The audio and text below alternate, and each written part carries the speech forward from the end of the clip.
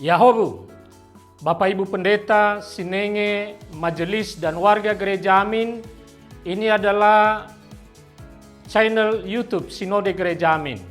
Karena itu, bagi yang mencintai Gereja Amin, tontonlah, subscribe, like, dan bagikan.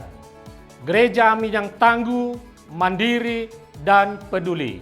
Tuhan Yesus memberkati.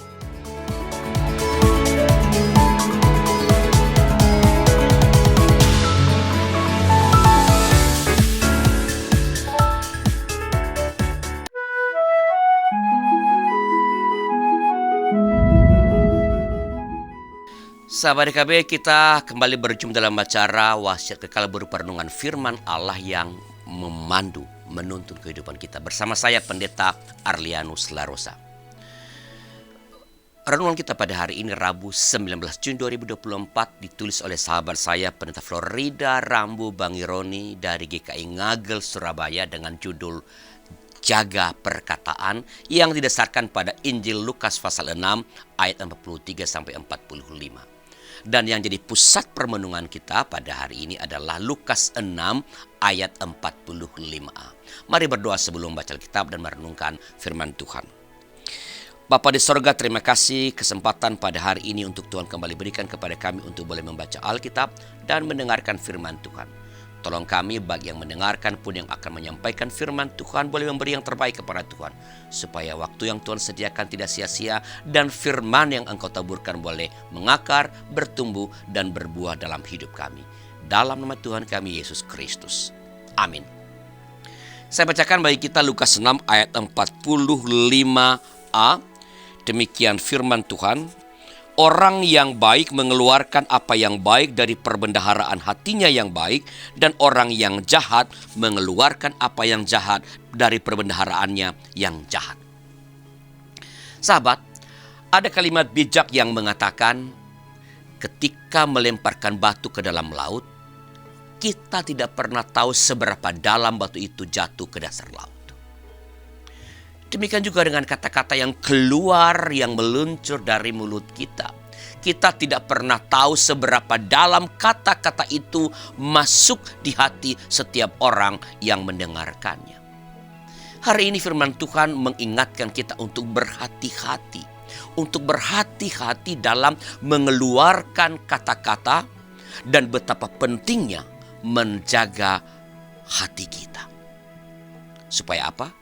Supaya isinya hanyalah hal-hal yang baik, supaya mulut pun bisa mengeluarkan hanya kata-kata yang baik. Karena hanya orang yang isi hatinya baiklah yang akan mengeluarkan kata-kata yang baik.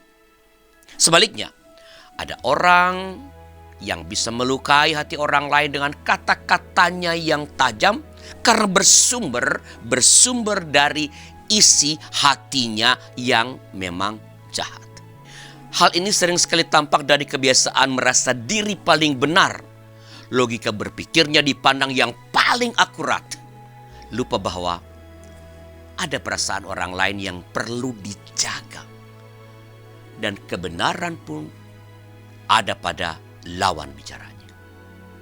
Yang ia pikirkan hanyalah bagaimana ia menang dan senang, bukan ketenangan dengan sesama. Sahabat, perkataan kita mungkin dianggap biasa, tetapi kata-kata kita bisa menimbulkan luka di hati sesama kita.